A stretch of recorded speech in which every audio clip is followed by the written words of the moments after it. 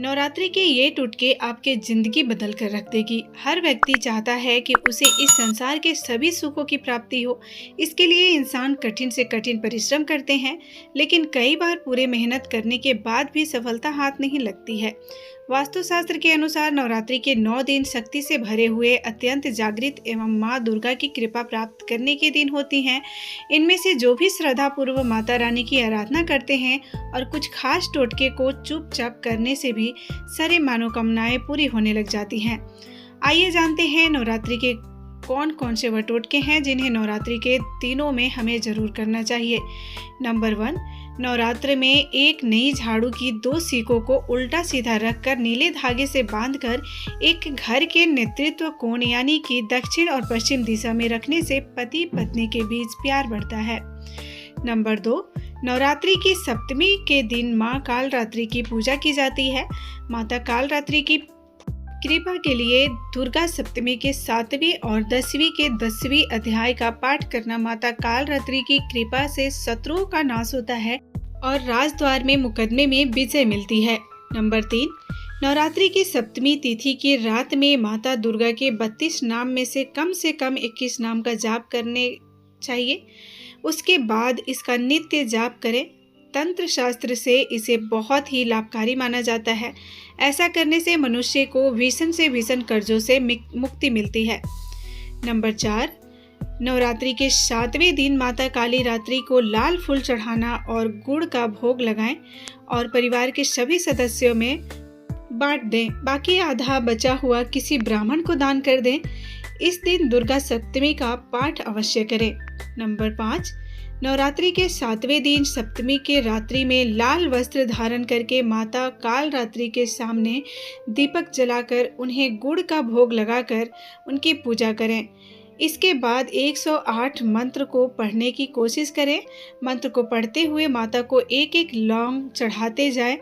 अंत में उन 108 लौंग के माता के सामने किसी बर्तन में कपूर के साथ जला दें। ऐसा करने से आपके शत्रु, आपका विरोधी बिल्कुल शांत हो जाएगा। नंबर 6, नवरात्रि के शनिवार को सूर्योदय से पहले पीपल के 11 पत्ते लेकर उन पर राम नाम लिखकर इन पत्तों की माला बनाकर इसे हनुमान जी को पहना दें। इससे कारोबार की सभी परेशानियां दूर हो जाएंगी।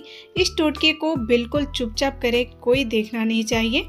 नंबर 7, यदि किसी जातक का लाख प्रयासों के बावजूद भी कर्ज से पीछा नहीं छूट रहा है तो उसे नवरात्रि में माता के श्री चरणों में 108 गुलाब के फूल अर्पित करने चाहिए। नंबर 8, सुबह माता की पूजा के समय 1.25 किलो साबुत लाल मसूर दाल कपड़े में बांधकर अपने सामने रख दें और घी का दीपक जलाकर माता के किसी भी सिद्ध मंत्र का 108 बार जाप करें। नंबर 9, पूजा खत्म होने के बाद मसूर को अपने ऊपर से 7 बार उतार कर किसी भी सफाई कर्मचारी को दान कर दें। इससे माता की कृपा से कर्ज से छुटकारा मिलने का रास्ता बनता है। नंबर 10, यदि किसी व्यक्ति के ऊपर कर्ज है और लाख चाहने के बाद भी कर्ज खत्म नहीं हो रहा है और जीवन भर का एक नियम बना ले कि उसे चींटियों को शक्कर मिलाकर आटा या पंजीरी किसी पेड़ के नीचे यहाँ जहाँ पर चींटियों की बिल है वहाँ पर डालना है। ऐसा करने से लगातार करते रहने से कर्ज खत्म हो जाता है। फिर इतनी आमदनी भी होने लगती है कि कर्ज को भविष्य में लेने की जरूरत नहीं पड़ती। इस प्रयोग को अगर किसी शुभ मुहूर्त नवरात्रि में किया जाए तो इसका बहुत जल्दी फल मिलता है।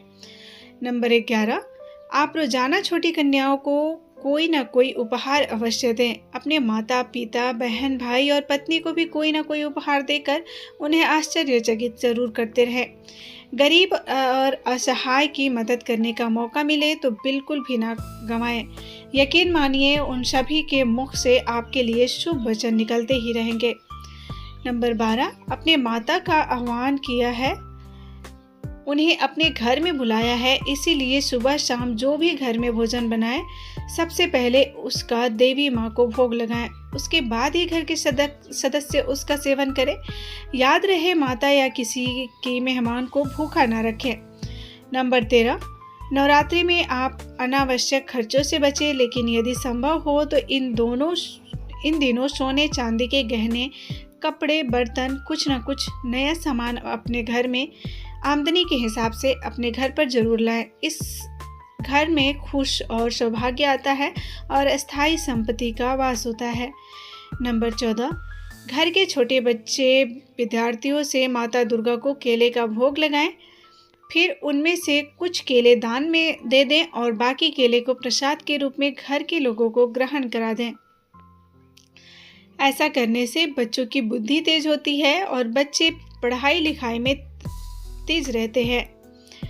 दोस्तों, उम्मीद है आप सभी को मेरे द्वारा बताई गई जानकारी अच्छी लग रही होगी। अगर वीडियो अच्छी लगी हो तो चैनल को सब्सक्राइब करके बेल आइकन को प्रेस कर लीजिएगा। साथ ही वीडियो को लाइक करके अपने फैमिली और फ्रेंड्स के साथ ज़रूर शेयर कर दीजिएगा। मिलते हैं कल एक और छोटी सी जानकारी के साथ और कुछ और टोटके और नियम के साथ। तब तक के लिए अपना ख्याल रखिए, अपनी फैमिली, अपने पेरेंट्स का ख्याल रखिए। धन्यवाद।